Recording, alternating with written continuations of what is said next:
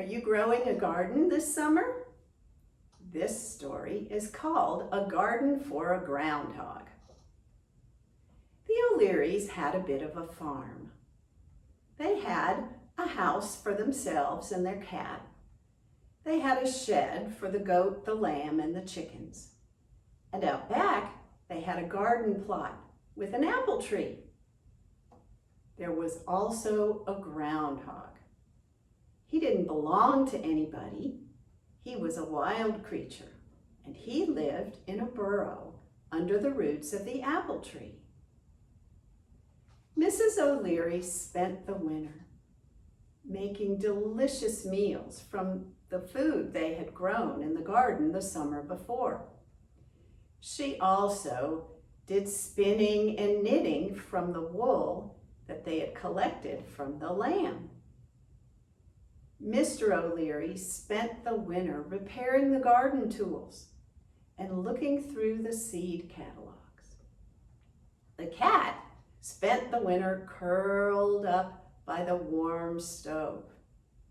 The goat, the lamb, and the chickens spent the winter giving milk, growing wool, and laying eggs. The groundhog spent the winter hibernating. He had been asleep since the end of October. Along about February, everybody started feeling restless. Mrs. O'Leary had used up all the wool. Mr. O'Leary had ordered the garden seeds. The cat was dreaming about chasing mice in the field. The goat, the lamb, and the chickens were longing to kick up their heels in the fresh spring grass. The groundhog, who hadn't eaten since the end of October, was beginning to feel twinges of hunger. "Tomorrow's Groundhog Day," said Mr. O'Leary.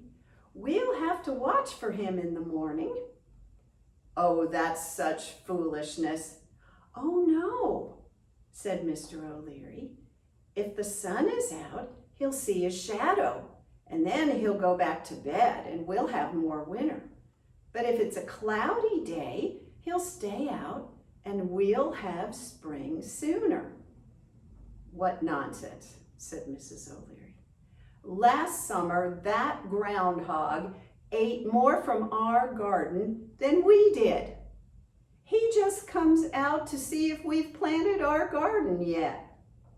"I know," said Mr. O'Leary, "but it's only fair to pay him in return for his help in forecasting the weather.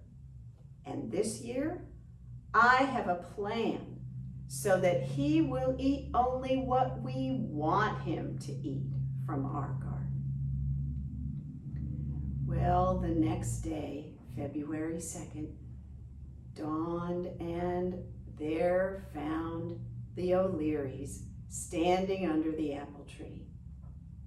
The groundhog stirred himself and waddled out into the watery sunshine. When he saw that the garden wasn't planted yet, he toddled back to bed. The winter continued, and everyone waited. Finally, spring arrived. The O'Learys planted their garden. The cat chased mice in the field. The goat, the lamb, and the chickens kicked up their heels in the fresh spring grass. The groundhog was still waiting. The O'Learys weeded and watered and hoed and fussed, and the garden grew, and it was beautiful. There were crisp carrots, juicy tomatoes, frilly sweet lettuce, delicious green beans, sweet, rich melons, all for the O'Learys. The sign said so. O'Leary's carrots, O'Leary's tomatoes, O'Leary's green beans. O'Leary's melons. The zucchini squash was for the groundhog.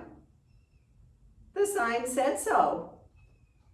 Groundhog zucchini. But everybody knows that groundhogs can't read. Oops.